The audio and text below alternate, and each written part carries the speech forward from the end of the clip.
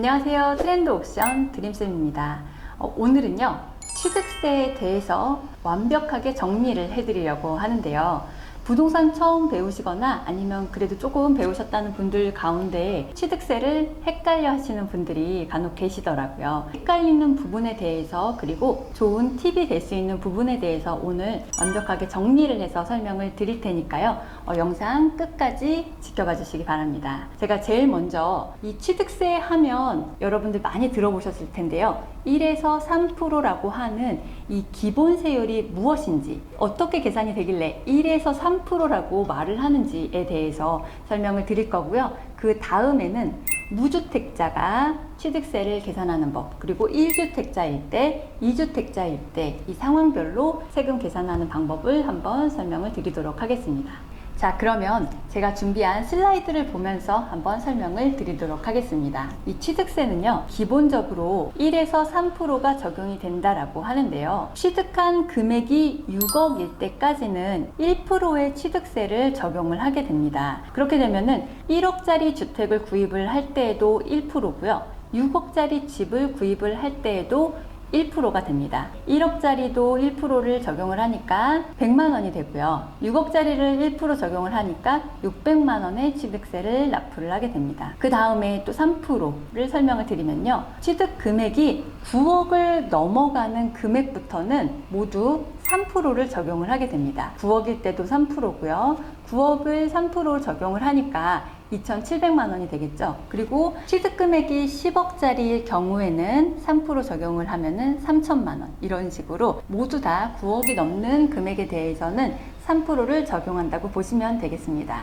여기에서 6억에서 9억 사이의 금액이 궁금하실 텐데요. 이 그래프의 빨간색 부분에 해당하는 것이 취득금액 6억에서 9억 사이의 구간을 의미합니다. 이 표에서 확인을 해보시면요. 7억의 취득 금액일 경우에는 1.67%의 세율이 적용이 되고요. 그때 금액이 1,169만 원인 걸 알 수가 있습니다. 6억짜리에서 7억으로 취득 금액이 1억이 올랐는데 취득세를 보시면은 거의 2배 가까이가 올라간 걸 볼 수가 있습니다. 취득 금액이 7억 5천만 원일 때는요. 정확하게 2%가 적용이 돼서 1,500만 원의 취득세를 납부를 하게 됩니다. 8억의 취득 금액일 경우에는 2.33%가 적용이 돼서 1,864만 원의 취득세를 납부를 하게 되고요. 이렇게 6억 이하의 구간에는 1%의 세율을 적용을 하게 되고요. 9억이 넘는 금액에 대해서는 3%로 단일 세율을 적용을 하게 되는데요. 6억에서 9억 사이일 때는 딱 하나의 세율이 아니고 그 금액에 맞는 세율이 적용이 되는 것입니다. 여기까지 설명드린 내용이 취득세의 기본세율입니다. 이 기본세율이 어떻게 적용이 되는지에 대해서 한번 살펴보도록 하겠습니다. 자, 무주택자가 주택을 구입을 할 때는요. 방금 설명을 드린 것처럼 기본세율인 1에서 3%가 적용이 됩니다. 6억까지 1%, 9억이 넘는 부분은 3%, 6억에서 9억까지는 각 그 공식에 의해서 세율로 적용을 하게 됩니다. 이때 생애 최초로 구입을 하시는 분들에게는 감면을 해주는 혜택이 있어요. 생애 최초로 주택을 구입을 하는 경우에 혼자 살 때는 내가 생애 최초면 되고요. 만약에 결혼을 하셨으면은 배우자도 생애 최초여야 됩니다. 이렇게 생애 최초인 가족인 경우에는 이 감면을 받게 되는데 최대 200만 원까지 감면이 되고요. 주택을 구입한 가격이 12억 원 이하인 주택에 적용을 해줍니다. 조건이 있는데 이 감면 혜택을 받을 때는요 3개월 이내에 반드시 그 집에 전입을 하셔야 되고요. 또 거주도 3년 이상을 하셔야지 감면 혜택이 적용이 됩니다. 이번에는 1주택자일 경우에 1주택자가 주택을 추가로 구입을 하게 될 때의 취득세를 한번 알아보겠습니다. 그러니까 두 번째 주택을 구입을 하는 거죠. 이 두 번째 주택을 구입을 할 때는 중요하게 됐는데요. 앞서서 말씀드린 것처럼 무주택자가 살 때는 어느 지역에 있는 주택을 사든지 항상 기본세율을 적용을 했었어요. 그런데 두 번째 주택을 살 경우에는 이 두 번째 주택의 위치가 중요합니다. 두 번째 주택이 만약에 비조정 대상 지역에 있는 주택이라고 한다면 똑같이 기본세율이 적용이 돼서 1에서 3%가 적용이 되고요. 두 번째 집을 만약에 조정 대상 지역, 그러니까 지금 현재는요, 강남구, 서초구, 송파구, 그리고 용산구 이 4개의 구가 해당이 되는데요. 이 4개의 구 안에 있는 집을 나의 두 번째 집으로 구입을 한 경우라면은 취득세가 조금 올라가게 됩니다. 무거워지는 부분을 중과라고 표현을 하는데요. 이때 중과되는 세율은 최고가 3%였는데 여기서는 드디어 8%로 올라가게 됩니다. 취득세 중과가 8%가 적용이 되는 거고요. 이번에 보실 부분은 2개의 주택을 갖고 있는 사람이 또 세 번째 주택을 추가로 취득할 때의 경우입니다. 그러니까 세 번째 주택을 구입을 할 때는 어떻게 세율이 적용되는지를 보시면 비조정 대상 지역인 경우에는 8%로 중과가 시작이 되고요. 조정 대상 지역인 경우에는 12%가 적용이 됩니다. 중과에 대해서 예를 들어 볼게요. 앞서서 우리가 기본 세율이 적용이 될 때 2억 원짜리 집을 산다라고 하면은 1%가 적용이 되잖아요. 그래서 200만 원의 취득세를 납부를 하게 되는데, 만약에 여기처럼 비조정 대상 지역에서 세 번째 집을 샀는데 2억 원짜리 집이다, 이럴 경우에는 8%가 적용이 되니까 1,600만 원의 세금을 납부를 하게 됩니다. 그리고 조정 대상 지역은 12%라고 말씀드렸죠. 2억짜리 집을 샀는데 12%의 세율이 적용이 된다라고 하면은 2,400만 원으로 세금이 많이 늘어나게 되는 거죠.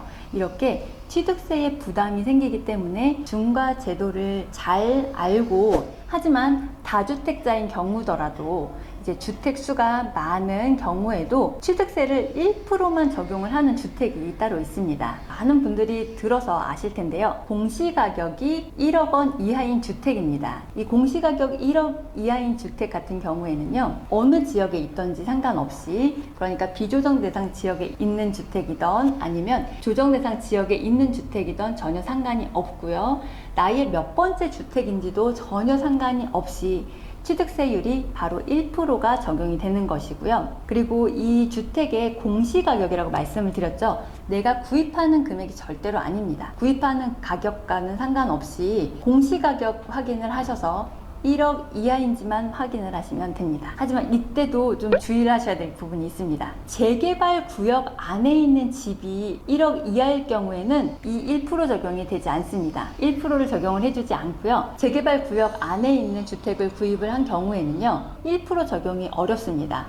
공시가격이 1억 이하이더라도 1%의 세율이 적용되는 것이 아니라 나의 주택수에 따라서 중과가 된다는 점을 반드시 참고를 해주시기 바랍니다. 그러면 공시가격을 어떻게 확인을 하는지 한번 사이트도 들어가서 보도록 할게요. 한국부동산원의 부동산 공시가격 알림이라는 사이트로 들어가시면 되는데요. 이 사이트에서 공동주택 공시가격을 클릭을 해주시면 됩니다. 만약에 보시려는 주택이 단독주택이라고 하면 이쪽에 표준이나 개별 단독주택을 클릭을 해주시면 되고요. 공동주택을 보실 때 이렇게 공동주택 공시가격을 클릭을 한 다음에 주소를 검색을 해주시면 됩니다. 주소 검색 후에 여기에서 아파트인 경우에 아파트 단지 이름, 그리고 빌라인 경우에는 해당하는 빌라 선택을 하신 다음에 동과 호수까지 입력을 하시면은 내가 살고 있는 집, 그리고 내가 보고 있는 집의 정확한 공시가격을 확인을 할 수가 있습니다. 우리가 살다 보면 주택을 나의 의지와 상관없이 상속을 받는 경우가 있잖아요. 이때에는 상속을 받은 주택이 내가 이후에 다른 주택을 구입을 할 때 어떤 영향을 주는지를 한번 보도록 하겠습니다. 상속을 받은 주택은 5년 동안 나의 주택수에 포함이 되지 않습니다. 그래서 5년 동안에는 내가 다른 주택을 구입을 하더라도 상속받은 주택을 주택수에 포함을 하지 않고, 만약에 상속주택 하나만 갖고 있는 상태에서 다른 주택을 구입을 하신다면 무주택자인 상태로 구입이 가능하신 거예요. 상속받을 때 한 명이 받을 수도 있지만 2명 이상의 여러 명이 상속을 받는 경우에는 상속받은 지분이 소수점으로 해서 0.1이라던가 0.2라던가 이런 식으로 적용이 되는데요. 이때에는 이 지분을 받고 있는 여러 명이 모두 다 주택수에 포함이 되는 것은 아니고요. 이 가운데에서 지분을 가장 많이 갖고 있는 사람이 그 사람에게만 주택수에 포함이 되게 됩니다. 그러니까 가장 큰 지분을 갖고 있는 사람이 아니라고 한다면 주택수에는 전혀 영향을 주지 않습니다. 끝으로 한 가지 팁을 드리려고 하는데요. 다주택자인 분들이 중과세가 부담이 되신다고 할 때 주거용 오피스텔 같은 경우에는 취득세가 나의 주택수가 몇 개인지랑 전혀 상관없이 무조건 4.6%를 적용을 합니다. 그러니까 오피스텔 같은 경우에는 구입을 할 때 상가처럼 4.6%의 취득세를 납부를 하게 되거든요. 그리고 취득한 이후에는 다른 주택을 거래할 때 이 주거용 오피스텔이 주택수에 포함이 된다는 점은 꼭 반드시 알아두시기 바랍니다. 여기까지 취득세에 대해서 설명을 드려봤는데요. 도움이 되셨다면 구독과 좋아요, 알림 설정 해주시고요. 만약에 궁금한 게 있으시다면 댓글에 남겨주시기 바랍니다. 다음에도 좋은 영상으로 찾아뵙도록 하고요. 오늘은 여기서 마치겠습니다.